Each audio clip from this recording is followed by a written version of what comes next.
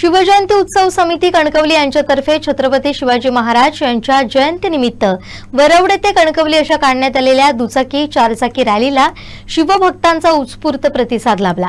युवा नेते तथा शिवजयंती उत्सव समितीचे अध्यक्ष प्रताप भोसले यांच्यासह सामाजिक कार्यकर्ते कान्हा मालणकर, संतोष उर्फ पप्पू पुजारे, संजय साळसकर, सुभाष मालणकर आदी प्रमुख कार्यकर्त्यांच्या उपस्थितीत रॅलीला प्रारंभ झाला।